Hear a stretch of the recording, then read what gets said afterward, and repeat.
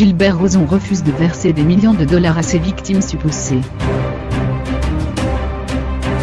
En octobre dernier, Gilbert Rozon a tout perdu, accusé de harcèlement et d'agression sexuelle par de nombreuses femmes, parfois mineures au moment des faits présumés. Le producteur québécois a démissionné de toutes ses fonctions.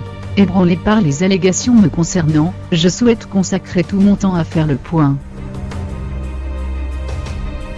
À toutes celles que j'ai pu offenser au cours de ma vie, j'en suis sincèrement désolé, avait-il annoncé dans un communiqué.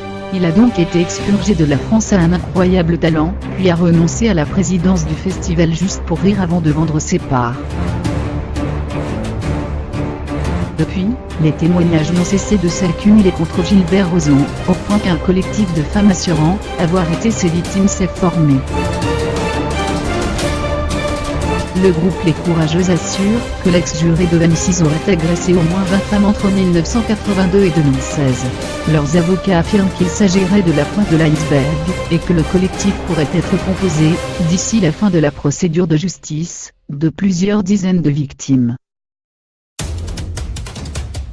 Comme le rapporte le Journal de Québec, les Courageuses ont déposé une demande de recours collectif. Qualifié de prédateur sexuel dans les documents fournis à la justice, Gilbert Rozon est dépeint comme un homme qui aurait profité du silence, de la crainte, de la honte et de l'impossibilité d'agir de ses victimes pour continuer sa prédation. Le but de cette action collective est de marquer les esprits avec des dommages réellement exemplaires. Les Courageuses demandent plusieurs millions de dollars de dédommages collectifs, ainsi que des sommes individuelles, en fonction des séquelles de chaque victime supposée. La comédienne Patricia Tulesme, qui accusait le producteur de l'avoir agressée en 1994, demande par exemple 400 000 $. Avec une action collective, les sommes pourraient donc atteindre des sommets. Des sommes plus élevées que les standards habituels, comme le reconnaissent les avocats, mais qui ont pour but d'envoyer un message: l'impunité, c'est fini. Rozon a agi avec un mépris pour les droits de ces victimes qui méritent la dénonciation la plus claire qui soit, assurent les avocats dans la demande d'action collective des Courageuses. Mais celle-ci n'est pas assurée d'aboutir.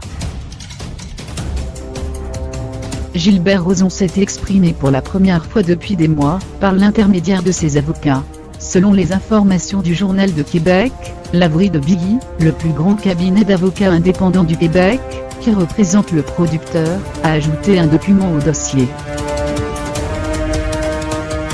Il y est inscrit que le défendeur Gilbert Rozon entend contester la demande pour autorisation d'exercer une action collective. Pour le Journal canadien, l'accusé met ainsi un terme à la possibilité d'un règlement à l'amiable dans cette affaire civile. La guerre est déclarée au tribunal. Point.